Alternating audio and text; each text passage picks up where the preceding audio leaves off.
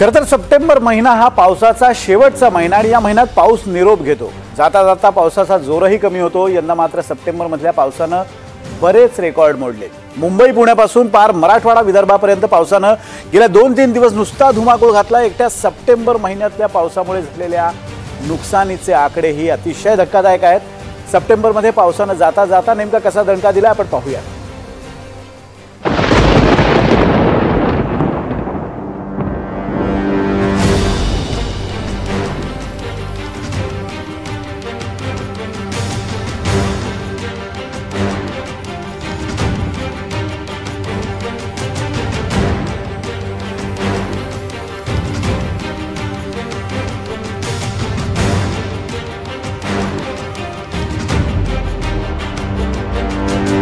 मुंबई, कोकण, मराठवाडा, विदर्भ जाता जाता पावसानं अशी पुरती दाणादाण उडवली आहे। गेले 2 दिवस पावसानं मुंबईला तुफान झोडपलाय। मुंबई शहर आणि उपनगरात रविवारी रात्रीपासून जो पाऊस सुरू झालाय त्यानं थेट मंगळवारीच उसंत घेतली आहे। खरं तर जून महिन्यात पाऊस जेव्हा मुंबईत एंट्री घेतो त्यावेळीच रेल्वेची वाहतूक विस्कळीत करतो, पण यंदा पावसानं जाता जाता सप्टेंबर मध्ये मुंबईतल्या लोकलचं गणितच बिघडवलंय। मुंबई शहरात 119 मिलीमीटर पाऊस झालाय। पश्चिम उपनगरात 77 मिलीमीटर तर पूर्व उपनगरात 75 मिलीमीटर पावसाची नोंद झाली आहे। मुंबईत सर्वाधिक पाऊस वांद्रे भागात 176 मिलीमीटर एवढा झालाय। त्या खालोखाल वरळीत 170 मिलीमीटर तर दादरमध्ये 160 मिलीमीटर पाऊस पडलाय। मुंबईत रविवारी रात्रीपासून ते सोमवारी रात्रीपर्यंत 24 तास झालेल्या पावसात 22 ठिकाणी झाडं पडली, 10 ठिकाणी पावसामुळे शॉर्ट सर्किट झालं तर 2 ठिकाणी घराच्या भिंतींचा भाग कोसळला। आणखी महत्त्वाचं म्हणजे रविवार सोमवारी पडलेल्या पावसामुळे मुंबईत पावसानं सेंचुरी पूर्ण केली आहे, कारण या मोसमात सोमवारी सकाळी मुंबईत 101% पावसाची नोंद झाली। वार्षिक सरासरी पावसापेक्षा जास्त पाऊस मुंबईत झाला। मुंबईच्या उपनगरात सरासरी 2319 मिलीमीटर पाऊस होतो। यंदा मात्र हा रेकॉर्ड तोडत 2786 मिलीमीटर पाऊस झालाय। मुंबई शहरात यंदा 88% तर उपनगरात 120% पाऊस झालाय। पूर्ण महाराष्ट्राचा जर विचार कराल तर सरासरीच्या तो 28% इतका पाऊस सप्टेंबरमध्ये झालेला आहे आणि त्यानंतर त्यापाठोपाठ कोकण गोवामध्ये 9% झालेला आहे। त्यानंतर मध्य महाराष्ट्रामध्ये 18% सरासरीपेक्षा जास्त पाऊस झालेला आहे आणि मराठवाड्याचा जर विचार कराल तर तो सरासरीच्या 30% जास्त पाऊस या महिन्यामध्ये झालेला आपल्याला दिसून येतोय। मुंबई बरोबरच सप्टेंबर मधल्या पावसानं पुण्याला धुतलंय।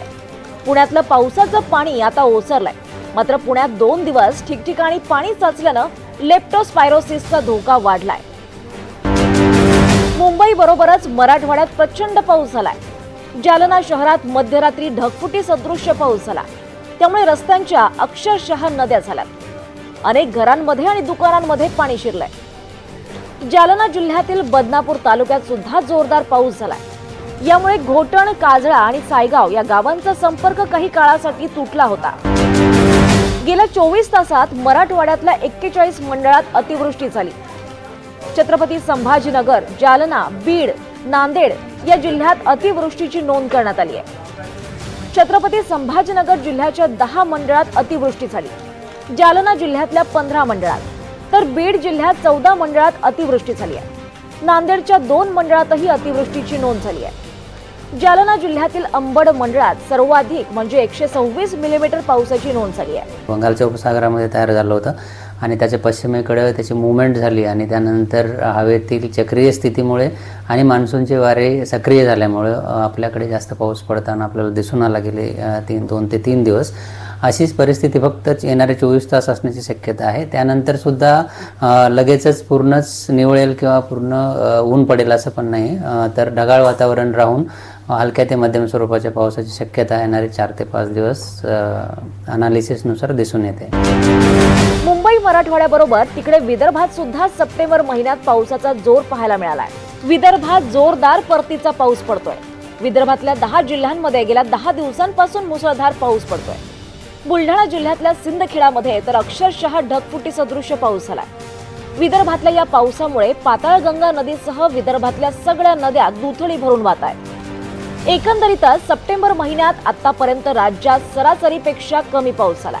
मात्र मुंबई, पुणे आणि मराठवाडा, विदर्भात पावसानं सप्टेंबर मधली सरासरी ओलांडली आहे. Bureau report, NDTV Marathi, Mumbai.